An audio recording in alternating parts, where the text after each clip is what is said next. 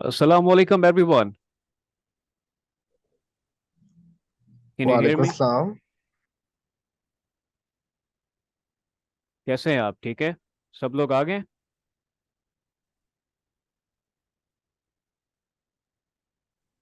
Hello.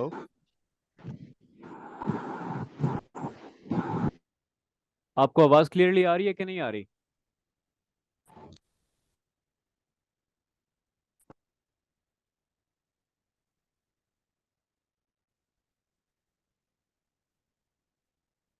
Actually, your voice has some lagging. Okay, let me fix it out.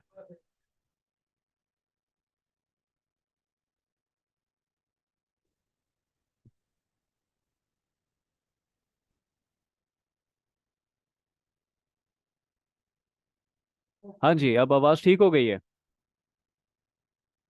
Yeah, it's better now. Okay, perfect. Well, the presentation will be in Urdu. The reason is a majority of people they can't understand the way I will speak.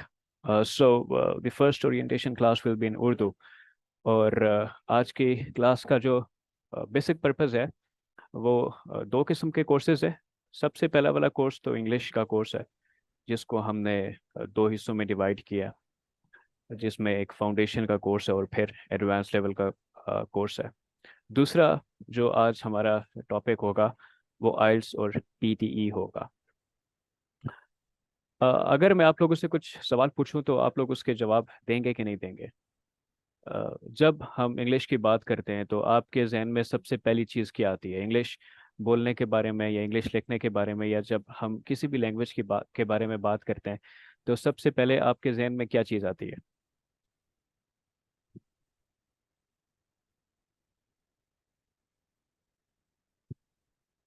मैं चाहता हूँ कि कोई student मुझे, कोई candidate मुझे इसका answer करे कि जब हम इंग्लिश की बात करते हैं या किसी भी लैंग्वेज की बात करते हैं तो सबसे पहली चीज़ आपके माइंड में क्या आती है?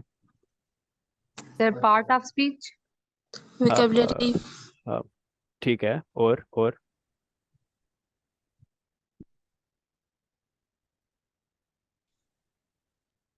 इसको लिखें कैसे, मतलब सेंटेंस स्ट्रक्चर कैसे होगी? सेंटेंस स्ट्रक्चर बिल्कुल ऐसा ही है।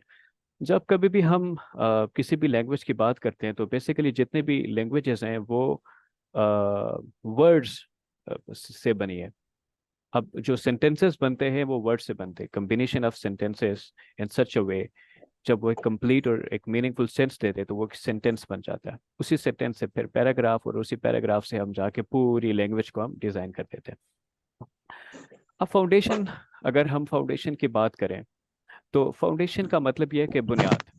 अगर हम किसी भी बिल्डिंग की बात करते हैं, एक ऐसी बिल्डिंग जो कि साउंड है, एक ऐसी बिल्डिंग जो कि बड़ी आ, उसकी स्ट्रेंथ इतनी ज़्यादा है कि वो किसी भी चीज़ को चैलेंज कर सकती है। वो आ, अगर रेक्टर स्केल पे 10 मैग्नीट्यूड का जलजला आए तो अगर वो उसको बर्दाश्त कर सकती है, what does it mean? It means कि उसकी जो फाउंडेशन है वो स्ट्रांग है।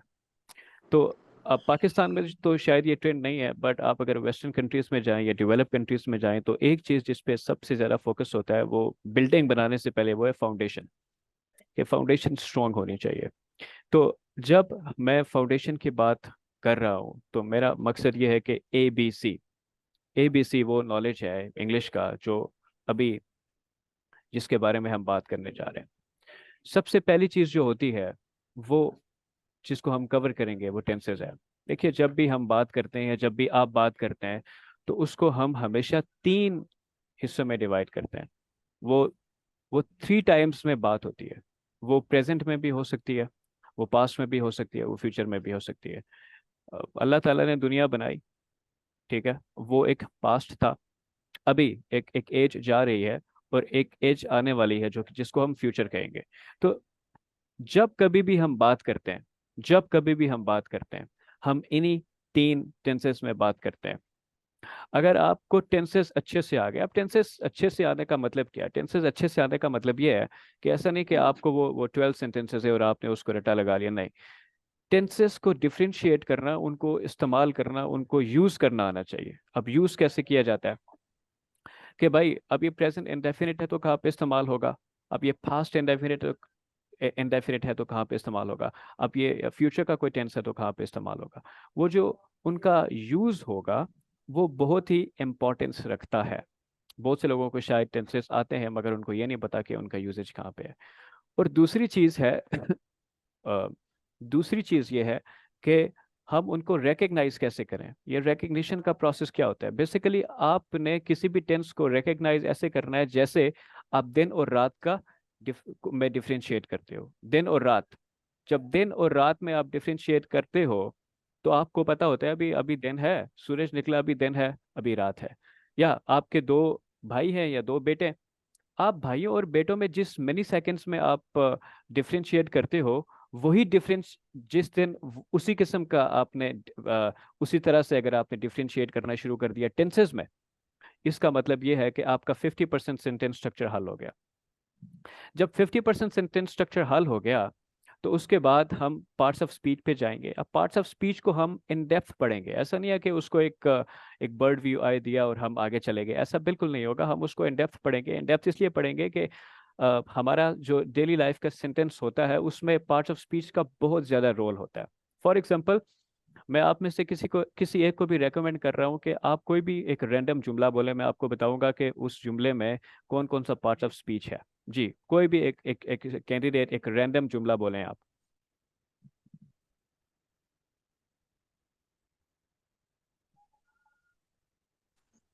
Please come on participate. कोई भी एक स्टूडेंट एक रैंडम जुमला बोले।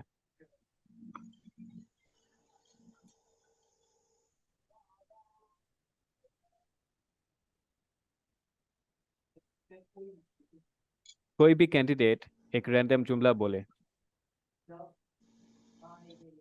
So should I say, जी यस, गो अहेड प्लीज।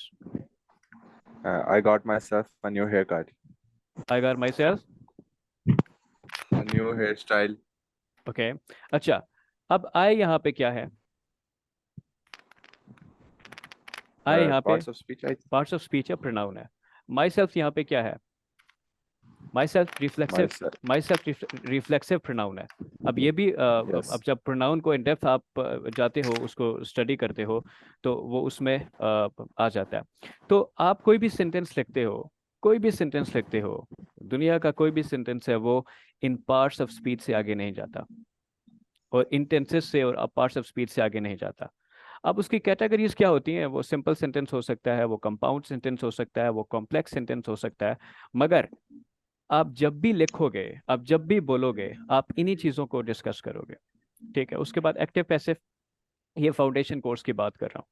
और यहाँ पे लोग बेसिक में मेरे ख्याल से जहाँ तक मैंने देखा है सिर्फ वो टेंसेस करवा देते 3 महीनों में, या पार्ट्स ऑफ स्पीच की कोई चीज़ें करवा देते हैं और वो they call it basic. But मेरा एक एक जो पर्पज़ है वो ये है कि बच्चा अगर उसको पढ़े, वो उसको पढ़ेगा तो पढ़ने के बाद एक एक्टिविटी होती है बेसिकली। अब जो टीचर आपको, टीचर का एक जो प्राइमरी जॉब होती है वो आपको डायरेक्ट करना होता है, एक डायरेक्शन देनी होती है। उस डायरेक्शन पे काम आप लोगों ने करना है। अगर आपने इंग्लिश सीखनी है तो जो लेक्चर मैं आपको दूंगा, अब उस वो अगर 1 घंटे का लेक्चर होगा या let's say half an hour का लेक्चर है, तो जो बाकी काम है वो आपने खुद करना है। वो उसको प्रैक्टिस खुद करना है, अपने माइंड को प्रिपेयर खुद करना है। और कोई भी चीज़ है वो जुस्तजू के बिना नहीं होती, कोई भी चीज़ है वो प्यास के बिना नहीं होती, कोई भी चीज़ है वो अंदर से जब तक आप उसके लिए प्रिपेयर नहीं होते वो नहीं होती। अब लैंग्वेज लर्निंग का जो प्रोसेस है ये कभी ऐसा नहीं है कि ज़ोर ज़बरदस्ती से हो जाए या तक कंपेल से हो जाए या आपको कोई फोर्स करेगा। ये जब आपके अंदर एक थर्स्ट पैदा होती है तो उसके साथ आप वो सीखते जाते हो और फिर ये जर्नी आगे चलता जाता है। थर्स्ट है तो लैंग्वेज सीख जाओगे। अब थर्स्ट के साथ फिर आपको मेहनत भी करनी पड़ेगी वो कैप को याद करने के लिए, चीज़ों को डिफ्रेंशिएट करने के लिए, उनको उनके बारे में माइंड मैपिंग के लिए, और उसके बाद उनको सिनेरियोज में, डिफरेंट सिनेरियोज में कैसे इस्तेमाल करना है, वो चीज़ें आपको खुद करनी पड़ेंगी और ऑनेस्टी के साथ करनी पड़ेंगी। अपने आप के साथ ऑनेस्ट होना पड़ेगा। फिर ये फाउंडेशन कोर्स आपके लिए जो मैं ऑफर कर रहा हूँ और जो मटेरियल और जो कंटेंट मैं आपको दूंगा, ये आपके लिए इतना इफेक्टिव होगा कि इंशाल्लाह ताला आपके जितने भी सवालात हैं या आपके जितने भी एम्बिग्विटीज या कन्फ्यूजन आज से पहले थी कि ये स्पोकन इंग्लिश का कोर्स है, ये काम नहीं करता, ये इसमें ये चीज़ें होती हैं, एट्सेट्रा एट्सेट्रा, वो सारी ख़त्म हो जाएंगे। एक्टिव पैसिव, एक्टिव तो टेंसेस जो है ना उनको हम एक्टिव कहते हैं और इसी के पैसिव बनते हैं, जो कि एक गैर मारूफ होती है। पैसिव का मतलब है गैर मारूफ या ऐसी चीज़ जो आप जिसको आप एक्टिवली यूज़ नहीं करते, बट जब हम आर्टिकल्स पढ़ते हैं या आर्टिकल्स लिखते हैं या ऐसे लिखते हैं या हमारी रोज़मर्रा की ज़िंदगी है उसमें हम पैसिव को यूज़ करते हैं। थर्ड चीज़ है जो कि बेसिक है, जो कि फंडामेंटल है, उसमें है नरेशंस। नरेशंस जिसको हम अपनी ज़बान में या आसान अल्फाज में हम उसको डायरेक्ट और इनडायरेक्ट कहते हैं। ये नरेशन जब हम करेंगे तो ऑफ कोर्स बहुत सी ऐसी चीज़ें हैं जो कि हमारे एकेडमिक रिक्वायरमेंट होती हैं, बहुत सी ऐसी चीज़ें हैं जो कि हमारी जॉब के टेस्ट होते हैं या डिफरेंट कंपेरेटिव एग्जाम्स होते हैं, या बहुत सी चीज़ें हैं जिसमें नरेशंस आपके उस एग्ज़ाम का पार्ट एंड पार्सल होती हैं। पार्ट एंड पार्सल का मतलब है लाजमी हिस्सा। कंपोजिशन, अब आजकल कोई भी ऐसा एग्ज़ाम नहीं है या आजकल कोई भी ऐसा असेसमेंट नहीं है, चाहे वो लोकल लेवल पे हो या इंटरनेशनल लेवल पे हो, जहाँ पे कंपोजिशन ना आ रही हो या जहाँ पे हमने कंपोजिशन पे काम ना किया हो। एक एक पैसेज दिया जाता है, उस पैसेज को पढ़ के उसमें से जो उसका मेन थीम एक्सट्रैक्ट करना होता है और एक्सट्रैक्ट करके उसको आंसर करना होता है। 400 डेली लाइफ क्वेश्चंस, जो एक इंसान रुकी है, जो बिल्कुल एक जिसमें जो बंदा बिल्कुल ABC भी नहीं जानता, इंग्लिश की सेंटेंस स्ट्रक्चर भी उसको इतना खास नहीं पता, लेकिन फिर भी वो जो 400 डेली लाइफ क्वेश्चंस हैं, जो कि आप किसी भी जगह पर जाते हो या किसी भी इंसान से इंटरेक्ट करते हो, वो जो 400 बेसिक क्वेश्चंस हैं, डेली लाइफ क्वेश्चंस, उसको भी हम कवर करेंगे। अब ये 6 चीज़ें हैं जो कि पहली स्लाइड में है। पहली स्लाइड में अगर आपको कोई क्वेश्चन पूछना है तो पूछ लें, फिर मैं दूसरी स्लाइड पे जाऊंगा, क्योंकि एक दफ़ा स्लाइड आगे हो गई तो पीछे नहीं आऊंगा। Any question?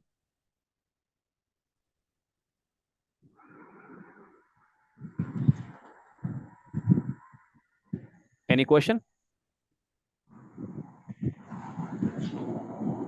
Any question? Okay, moving next. अच्छा, फिर 100 फॉर्म ऑफ वर्ब्स होती हैं। बेसिकली जो वर्ब है ना, ये बड़ा अहम रोल अदा करता है, ये वाइटल रोल अदा करता है। कैसे अदा करता है? हमने बताना होता है कि हम क्या कर रहे हैं। तो एक्शन जो होता है ना, एक्शन, हम उठने के बाद सुबह उठने के बाद से लेके रात को सोने तक, और रात को सोने के बाद से लेके सुबह उठने तक, जो भी हम करते हैं, हमें पैदा होने से लेके मरने तक जो कुछ भी हम करते हैं वो एक वर्ब होता है। और वर्ब एक बहुत ही बेसिक, एक बहुत ही फंडामेंटल चीज है। और वर्ब को अगर आप इन डेप्थ लेके जाओ तो ये आपकी वोकैब का ओरिजिन है। ओरिजिन कहते हैं मंबा, जहाँ से कोई चीज शुरू होती है। जैसे एक वर्ड है रीड है, ठीक है। अब रीड की सेकंड फॉर्म रेड है, थर्ड फॉर्म बी क्या है, रेड है। अब ये तो इसकी फॉर्म्स आ गई, लेकिन आपको अगर मैं ये बताऊं कि इसी फॉर्म से फिर आगे जाके नाउन बनता है। अब रीड से जो नाउन बनेगा दैट विल बी रीडर। तो आपके पास ना तो सिर्फ फॉर्म ऑफ वर्ब्स होंगी, बल्कि फॉर्म ऑफ वर्ब्स के साथ वो आपकी वोकैब भी होगी, वो आपका नाउन भी होगा। उस नाउन का इस्तेमाल कहाँ पे होगा, उस वर्ब का इस्तेमाल कहाँ पे होगा, और उससे जो उसके जो सिनोनिम्स हैं, और समटाइम्स उसी वर्ड से उसके साथ इन लगा के या अन लगा के हम उसके एंटोनिम्स भी बना लेते हैं। तो एक वर्ड जब आपके पास होता है, उसके ओरिजिन को, उसके रूट को जब आप पहुंचते हो, तो वो आपको एक बहुत आगे लेके जाता है, आपकी वोकैब को डाइवर्सिफाई करता है। अगेन इसका जो ताल्लुक होगा, अब ये जो कोर्स है ना, फाउंडेशन का कोर्स है, फाउंडेशन के कोर्स में कुछ चीज़ें ऐसी हैं कि जिनका ताल्लुक आपकी मेमोरी से है। अब मेमोरी का मतलब क्या है कि आपको कुछ कुछ चीज़ें ऐसी हैं जो कि याद करनी पड़ेंगी। देखो, मैं आपको एक चीज़ बताता हूँ। हमारा एक बर्थ प्रोसेस होता है। उस बर्थ प्रोसेस में जब हम वॉम्ब के अंदर 9 मंथ्स होते हैं, तो वहाँ पे हम जो चीज़ें लर्न कर रहे होते हैं उसमें से एक लैंग्वेज भी है। जब हमारी मदर बोलती है या इर्द गिर्द हमारे जो ज़बानें बोली जाती हैं, हम उसको अडॉप्ट करते हैं, उस वोकैब को हम नेचुरली अडॉप्ट कर रहे होते हैं। मगर यहाँ पे चूंकि हम एक नए लैंग्वेज सीख रहे हैं, और नए लैंग्वेज किसी अब ग्रामर तो है, पार्ट एंड पार्सल है, वो तो एक उसकी तो एसेंस है, लेकिन वोकैब के बिना भी तो आप नहीं बोल पाओगे ना, ठीक है। तो अब फॉर्म ऑफ वर्ब्स के साथ साथ जब आपको 2000 वोकैब के बेसिक वर्ड्स दिए जाएंगे, तो आपका वो जो बेसिक रिक्वायरमेंट है, जो आपको रुकी बनाती है। अब फाउंडेशन का मतलब ये है कि अब स्टेजेस होते हैं ना, रुकी होता है एक बहुत बेसिक स्टेज, और प्रो होता है जब आप किसी लेवल पे जाके एक्सपर्ट बन जाते हो। तो 2000 वर्ड जब आपके पास ये होंगे, तो आप उस स्टेज को अटेन करोगे जो कि रुकी का स्टेज है। Urdu to English translation. अब उर्दू टू इंग्लिश ट्रांसलेशन का मतलब ये है कि हम समटाइम्स ऐसा होता है कि उसको वर्ड टू वर्ड ट्रांसलेट करने की कोशिश करते हैं, या फिर ऐसा करते हैं कि हम सबसे पहले तो अपनी मदर लैंग्वेज में कोई चीज़ है उसको सोचते हैं, मदर लैंग्वेज के बाद हम उसको उर्दू में सोचते हैं, और उर्दू के बाद इंग्लिश में सोचते हैं या लिखते हैं। याद रखें, कभी भी उर्दू से इंग्लिश ट्रांसलेट करते हुए आपने वर्ड टू वर्ड नहीं जाना होता, ठीक है? वो मेटाफोरिक होती है, वो फ्रेजल होती है, वो इडियोमेटिक होती है, वो कभी वर्ड टू वर्ड नहीं होती, ठीक है? अब ऐसा पॉसिबल ही नहीं है कि वो वर्ड टू वर्ड हो, लेकिन वो आपको बताया जाएगा, उस पर प्रैक्टिस होगी। और साथ में जो बेसिक लोगों के लिए सबसे इंपॉर्टेंट चीज़ है वो है छोटी छोटी प्रेजेंटेशंस। 1 मिनट की प्रेजेंटेशन हो गई, 2 मिनट की प्रेजेंटेशन हो गई, जितना उनकी कैपेसिटी है, जितनी उनकी कैपेबिलिटी है, जितनी उनकी एबिलिटी है, तो उसके अकॉर्डिंग उनसे प्रेजेंटेशंस भी लिए जाएंगे। मैं आपको एक चीज़ की गारंटी देता हूँ भाई, मैं आपको एक चीज़ की गारंटी देता हूँ कि अभी आप में से जितने भी लोग हैं, आप में से जितने भी लोग हैं, आई एम श्योर के सारे मैच्योर हैं, ठीक है? और मैच्योर लोगों के लिए चीज़ों को अडॉप्ट करना इतना आसान नहीं होता जितना कि एक बच्चे के लिए होता है, क्योंकि बच्चे का जो जो गेनिंग कैपेसिटी होती है ना, वो इतनी इतनी शार्प होती है कि आपकी सोच है, वो चीज़ों को ऐसे ग्रैब करता है जैसे मैग्नेट किसी चीज़ को नहीं अपनी तरफ लेके आता, वो चीज़ों को फौरन ग्रैब कर लेता है। लेकिन with the passage of time, with the growing age, हमारी ये कैपेसिटी कम हो जाती है। तो जिस लेवल पे आप पहुंचे हैं, मेरे ख्याल से सभी 25+ हैं, तो आपकी जो कैपेसिटी है मेमोराइज करने की वो आहिस्ता आहिस्ता कम हो रही है। बट जो एक्सरसाइज में दूंगा, जो एक्सरसाइज में दूंगा, जो काम मैं दूंगा, अगर तो वो आपने किया, अब यहाँ पे कंडीशन आ गई है अगर की, अगर किया तो भाई फाउंडेशन के बाद आप अपने आप को जमीन से खला तक पाओगे। जमीन से खला तक का मतलब ये है कि अभी आसमान तक नहीं पहुंचे, जमीन से खला तक गए हो। आसमान तक पहुंचने के लिए फिर आपको अगला एक लेवल है, वो मैं उसके बारे में बात करने जा रहा हूँ। लेकिन जमीन से खला तक जाने के लिए बेसिक में अगर आपने काम कर लिया, तो मैं बाय गॉड कह रहा हूँ कि आपको लगेगा कि ये जो हमारी लाइफ के 2 मंथ्स हैं ना, ये सबसे अच्छे हैं। और उसके साथ ऐसा नहीं है कि मैं आपको आके पढ़ाऊंगा, मैं आपको बहुत सी ऐसी चीज़ें हैं कि जो जब आप उसको सीखेंगे ना, तो आप कहेंगे कि ये कुछ चीज़ें ऐसी हैं जो कि शायद हमने पहले नहीं सीखी, और अब हम उसको आहिस्ता आहिस्ता सीख रहे हैं, ठीक है? अब ये थी हमारी जो मैंने आपको बताया, जो प्रेजेंटेशन थी वो बेसिक के बारे में थी। मेरे दोस्त, अगर आपको बेसिक के बारे में कोई क्वेश्चन है, फाउंडेशन के बारे में कोई क्वेश्चन है, तो आप मुझसे पूछ सकते हैं। उसके बाद मैं एडवांस लेवल पे जाऊंगा, उसके बारे में बात होगी। बेसिक के बारे में कोई क्वेश्चन है तो आप मुझसे पूछ सकते हैं।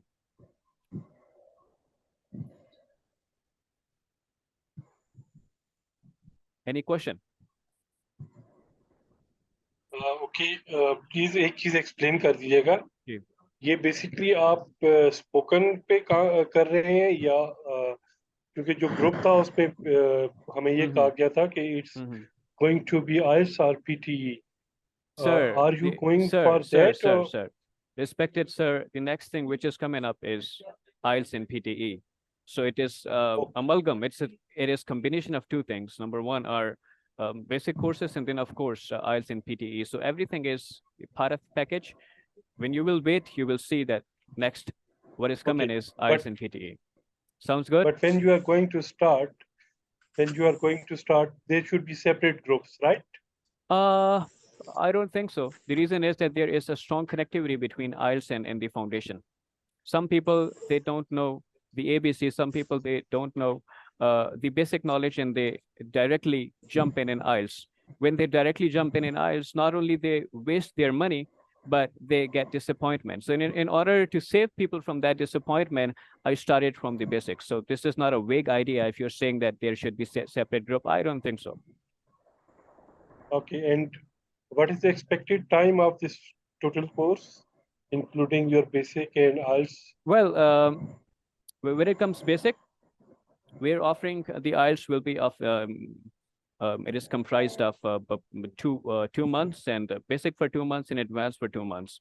But not all people will go for basic. Not all people will go for advanced. Not all people will go for IELTS. So जिसको जो लेना होगा वो ले लेगा।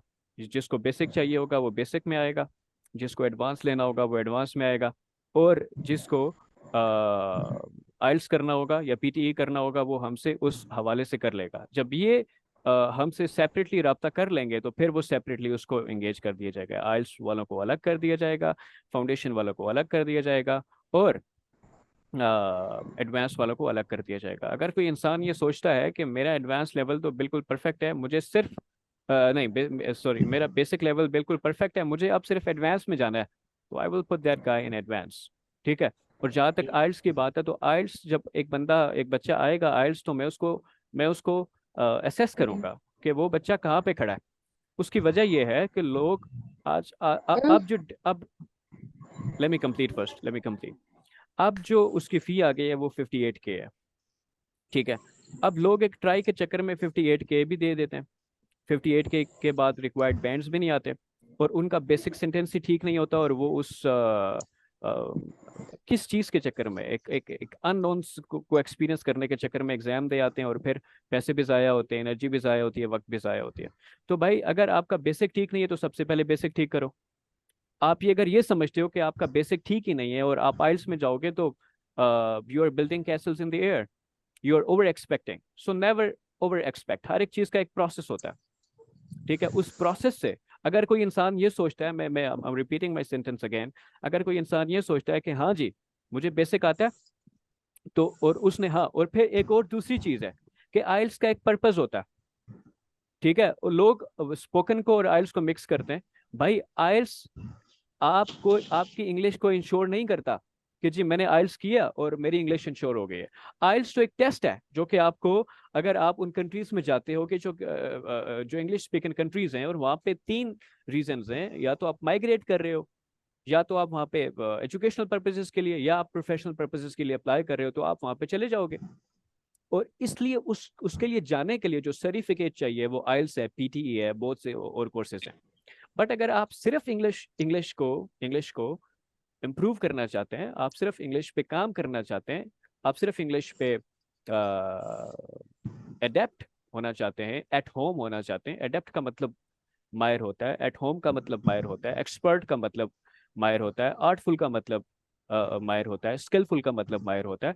तो अगर आप इसमें अडेप्ट होना चाहते हैं या एट होम होना चाहते हैं, तो फिर भाई साहब आपने फाउंडेशन या एडवांस के साथ स्टिक करना है। अगर आप बाहर जाना चाहते हो तो फिर आप देख लो कि अगर आपका बेसिक सेंटेंस स्ट्रक्चर ठीक है तो राइट अवे बैठ जाओ आइल्स की क्लासेस में। लेकिन अगर वहां पर ठीक नहीं है तो फिर फाउंडेशन के बाद आपने फिर वो जो प्रोसेस है उसको फॉलो करके जाना है। लेकिन मैं आपको एक चीज Okay. लिख कर दे रहा हूँ, लिख कर का मतलब है इन राइटिंग में दे रहा हूँ। मेरी गाइडलाइंस के मुताबिक काम किया, जैसे मैंने बताया वैसे काम किया, तो आपकी इम्प्रूवमेंट, आपका जो एक प्रोसेस है वो इंश्योर्ड है 100%। लेकिन अगर नहीं किया तो it will be a waste of time. ठीक है। Any Okay. Question? Sounds good. Thank you. Okay. अच्छा भाई साहब, नेक्स्ट जो लेवल है हमारा वो एडवांस है। अब सपोज कि आपने 2 महीने गुजार लिए बेसिक के, रुकी के, और आपने खुद को टाइम दिया, आपने इन्वेस्टमेंट की, मैंने पढ़ाया, आपने पढ़ा, आपने उसको सीरियसली लिया। अभी अगला स्टेज है हमारा एडवांस लेवल। एडवांस लेवल वो लेवल है जो आपको फ्लुएंट बनाने में मदद करेगा। एडवांस लेवल वो लेवल है जहाँ पे आप अपने आप को एक ऐसी चीज के लिए Sorry to प्रिपेयर interrupt. करेंगे। जी जी Excuse me. Sorry to interrupt. जी। प्लीज ये लोगों से कह दें थोड़ा सा मेहनत होते हैं, सब म्यूट कर दे, otherwise we can't listen to you. या एग्जैक्टली। प्यारे भाइयों, अगर आप लोग म्यूट कर देंगे तो दैट वुड बी ग्रेट, क्योंकि आपके पीछे आवाज़ें आ रही हैं, लोग डिस्टर्ब हो रहे हैं।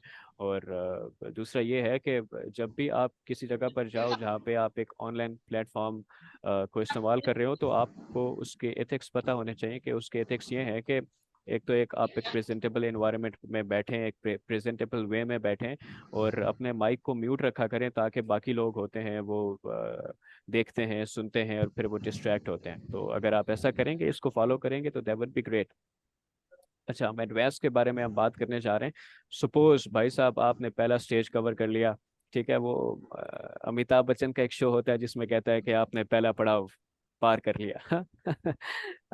यहाँ पर भी अगर आपने पहला पड़ाव पार कर लिया बेसिक का, उसके बाद जो नेक्स्ट चीज़ आएगी वो है एडवांस लेवल। अब एडवांस लेवल में जिस चीज़ पे काम किया जाएगा, idioms पे और proverbs पे जो कि आपके expressions को इतना अच्छा कर देंगे, आपके expressions को इतना मज़ेदार कर देंगे कि सुनने वाला या पढ़ने वाला कहेगा क्या लिखा है, ये क्या बोला है। और फिर डेली लाइफ के कंफ्यूज वर्ड्स होते हैं जिनको हम वर्ड कुछ और होता है, लिख कुछ और देते हैं, और फिर उसकी वजह से हमारी सारा जो सेंटेंस है वो गलत हो जाता है। तो वो उन कंफ्यूज वर्ड्स पे हम काम करेंगे। और एडवांस वोकैब का मतलब ये है कि वो वोकैब जो कि आजकल करंट इंग्लिश में यूज़ हो रही है और जो बेसिक से थोड़ी सी हट के है, ठीक है, उसको जब आप इस्तेमाल करेंगे तो फिर वो आपके लिए इम्पैक्टफुल होगी। क्रिएटिव राइटिंग, क्रिएटिविटी एक ऐसी चीज़ है कि जो हमारे जो निज़ाम तालीम है उसमें से मिसिंग है सारी। तो मैंने इसको इसलिए इंक्लूड किया, ये सिलेबस का इसलिए हिस्सा है कि अगर आप क्रिएटिव राइटिंग की तरफ जाएंगे तो बहुत सी ऐसी चीज़ें हैं जो कि लाइफ में आप नहीं कर पाए तो कर पाएंगे। क्रिएटिविटी कैसे आती है? क्रिएटिविटी इंग्लिश सीखने से नहीं आती है, और क्रिएटिविटी का ताल्लुक इंग्लिश सीखने से नहीं है।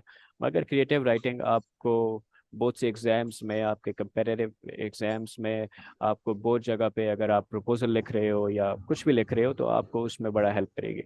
फिर क्रिएटिव राइटिंग से ये होगा कि जब आप ब्रेनस्टॉर्म करेंगे तो ब्रेनस्टॉर्म करने के बाद जब आप उस चीज़ को लिखेंगे तो लिखते लिखते लिखते लिखते लिखते फिर आहिस्ता आहिस्ता आहिस्ता आप लिखारी बन जाएंगे। फिर अगर आपने आर्टिकल्स लिखने हैं, अखबारों में लिखने हैं तो अखबारों में चले जाओ भाई। आपने अगर वैसे एज ए फ्रीलांसर काम करना है तो वहाँ पे चले जाओ अपनी राइटिंग स्किल्स। बट क्रिएटिविटी का ताल्लुक हमेशा आपके अपने ज़ौक से होता है, आपके अपने शौक से होता है, आपके अपने इंटरेस्ट से होता है। कोई भी इंसान आपको क्रिएटिव नहीं बना सकता, वो आपको सिर्फ इंस्टिगेट कर सकता है, वो आपको सिर्फ मोटिवेट कर सकता है। बट क्रिएटिविटी का जो प्रोसेस है वो सारा आपने खुद करना होता है, वो आपके अपने माइंड की अपनी कैपेसिटी होती है। 5 to 10 minutes presentation, daily presentation. अब यहाँ पे डेली प्रेजेंटेशन देने का मतलब ये होगा कि एक टॉपिक दे दिया जाएगा, उस टॉपिक के एडवांटेजेस डिसएडवांटेजेस, उसके प्रॉस उसके कॉन्स, मतलब उसके जो भी डिमांड होगी टॉपिक की उसके बारे में दिया जाएगा, और आपको कहा जाएगा कि इस पे आप रिसर्च बेस्ड प्रेजेंटेशन दो। अब एक प्रेजेंटेशन होती है खाना बुरी, एक प्रेजेंटेशन होती है टाइम पास, बट एक प्रेजेंटेशन होती है जहाँ पे आप क्या कर रहे होते हो, जहाँ पे आप उसको रिसर्च कर रहे होते हो। उसके दो बेनिफिट्स होते हैं। एक बेनिफिट तो उसका ये होता है कि आप अ, एक बेनिफिट ये होता है कि आपकी इंग्लिश इंप्रूव हो रही होती है, और दूसरा जो बेनिफिट होता है वो ये होता है कि आपका नॉलेज भी बढ़ रहा होता है, आपकी रिसर्च भी बढ़ रही होती है। और जो कंटेम्प्रेरी इश्यूज हैं या जो आजकल दुनिया में हो रहा है, जो पाकिस्तान में हो रहा है, या जो सोशल इश्यूज हैं या जो इकोनॉमिक इश्यूज हैं या जो जितने भी इश्यूज हैं, जब इनके बारे में हम बात करेंगे तो आपका एक तो नॉलेज भी बढ़ेगा, फ्लुएंसी भी बढ़ेगी, और फिर इंशाल्लाह ताला वो प्रेजेंटेशंस आपकी रिकॉर्ड होंगी। तो फिर हम देखेंगे कि किस तरीके से ग्रेजुअल आपकी इंप्रूवमेंट आ रही है। अच्छा, फिर प्रेसी राइटिंग है, प्रोफेशनल लोग ड्राफ्टिंग और समरी राइटिंग है, जो कि बहुत सी ऑफिसेज की एक मैंडेटरी चीज़ होती है, वो एक उसको एक वाइटल चीज़ समझा जाता है, एक अहम चीज़ समझी जाती है। तो ये सब चीज़ें भी एडवांस कोर्स का हिस्सा है। फिर उसके बाद, हाँ, आई एम सॉरी, इन 6 चीज़ों में से आपको कोई क्वेश्चन पूछना है तो प्लीज़ गो अहेड।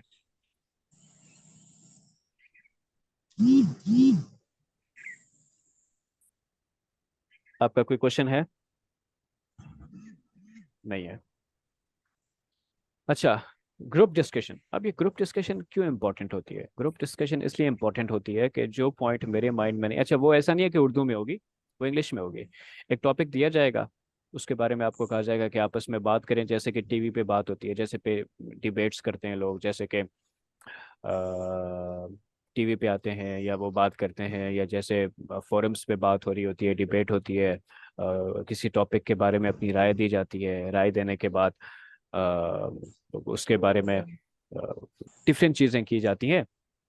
तो वो ग्रुप डिस्कशन का हिस्सा होंगे। अब ये ग्रुप डिस्कशन है, ये आपका जो आपस का इंटरेक्शन लेवल है, या जो आपका कॉन्फिडेंस है, या आपका जो एबिलिटी है लोगों से बात करने की, डिस्कस करने की, अपना पॉइंट ऑफ व्यू एक टेबल पे रखने की, वो उसको बढ़ा देगा। नंबर 8 है एसे और आर्टिकल राइटिंग। एसे जो एडवांस लेवल है उसका उसका सोल है, उसकी वजह ये है कि एसे आजकल हर जगह पे लिखा जाता है, आइल्स में भी एसे लिखा जाता है, एग्जाम्स में भी एसे लिखा जाता है। तो एसे के बारे में भी डिटेल में बात होगी, और आर्टिकल्स कैसे लिखे जाते हैं। एक्सेंट ट्रेनिंग, फोनेटिक्स और प्रोनाउंसिएशन, जो कि हम सभी का प्रॉब्लम होता है, ठीक है, प्रोनाउंस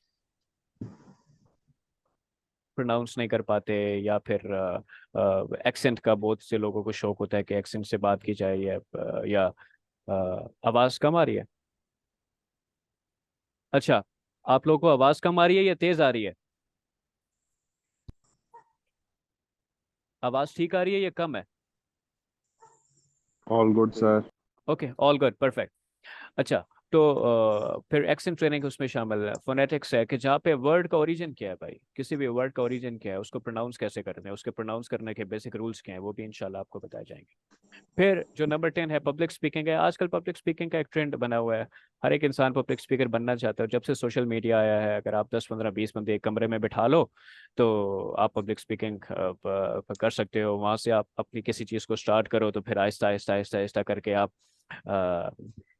टोनी रॉबिन्स बन जाते हो। ठीक है, पाकिस्तानियों का मैं नाम नहीं लूंगा क्योंकि मैं उन्हें नहीं सुनता, और ना ही उनके जो आइडियाज़ होते हैं वो अपने होते हैं। फिर प्रेजेंटेशन है भाई, हर जगह पर आप जाते हो आपको कहीं ना कहीं प्रेजेंट करना पड़ता है, खुद को सेल करना पड़ता है, चाहे वो प्राइवेट लाइफ हो, चाहे वो प्रोफेशनल हो, चाहे वो कोई भी किसी भी किस्म की गैदरिंग हो, वहाँ पे आपको प्रेजेंट करना पड़ता है। तो वो प्रेजेंटेशन पे भी काम किया जाएगा। इंटरव्यू क्रैकिंग स्किल्स, इंटरव्यू में कॉन्फिडेंस के साथ साथ और भी ऐसी बहुत सी चीज़ें चाहिए होती हैं कि जो हेल्प करती हैं ऐसे बॉडी के आपके। जी जी, वहाज आपने क्वेश्चन पूछा।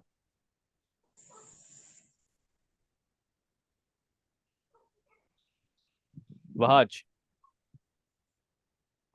अच्छा, तो इंटरव्यू जब आप जाते हो तो ऐसा नहीं है कि वो क्वेश्चन पे बेस कर रहा होता है, वो एक पूरा आपका आपका साइकोलॉजिकल टेस्ट भी होता है वहाँ पे। वो जो इंटरव्यू ले रहा होता है वो आपका हर एक चीज़ को नोट करता है, आपकी हाथों के मूवमेंट से लेके, आपकी टांगों के मूवमेंट से लेके, आपकी जो ब्लिंकिंग ऑफ आइज है, इस तक वो देखता है कि बंदा कैसे। सो वो भी ऐसी चीज़ें हैं कि जिनका फिर आपका जिनका ताल्लुक फिर बहुत एडवांस लेवल पे जाकर हो जाता है, साइकोलॉजी के साथ हो जाता है, जो हमारे ह्यूमन बिहेवियर है उसके साथ हो जाता है। तो इंशाल्लाह उस पे भी हम काम करेंगे। अब ये था हमारा एडवांस का कोर्स कंटेंट, जो कि बेसिक से बहुत ऊपर आपको प्रो बना देता है। और ये जब आप कोर्स करेंगे इंशाल्लाह तो इसके बाद आप फ्लुएंट बन जाएंगे। बट कंडीशन ये है कि अगर आप उसको प्रैक्टिस करेंगे और जैसे मैं कहूँगा वैसे करेंगे तब। Any question?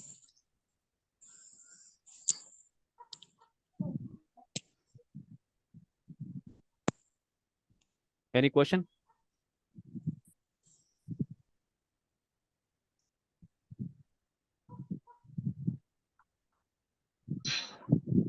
किसी का कुछ सवाल है?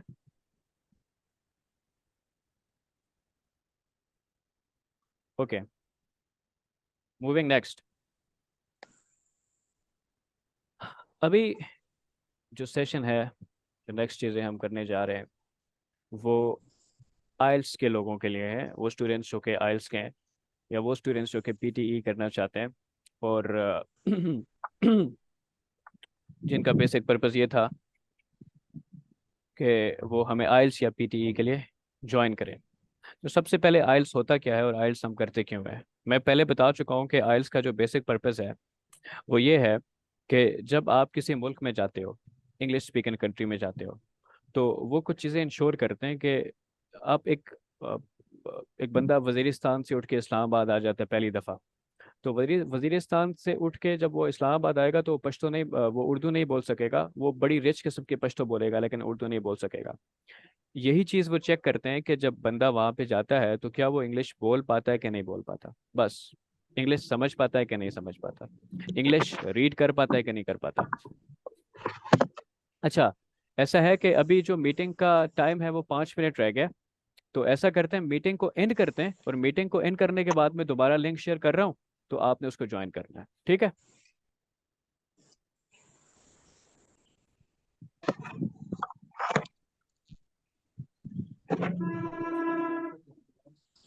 अच्छा, क्वेश्चन, अच्छा ठीक है। अच्छा, क्वेश्चंस के आंसर्स में अभी आप अभी क्वेश्चंस के आंसर करूँ या आइल्स की शुरू करूँ? अभी क्वेश्चंस के आंसर करता हूँ। अच्छा, लेट मी चेक कि आपका कोई क्वेश्चन है कि नहीं है। Let me check. Voice is not clear, for speech, listening, communication, जल्दी क्लास लाइव। हैं तो कैसे करके निकल जाए। जवाब आज भी एक मिनट। एक मेरा दोस्त था सुल्तान का, उसने अच्छा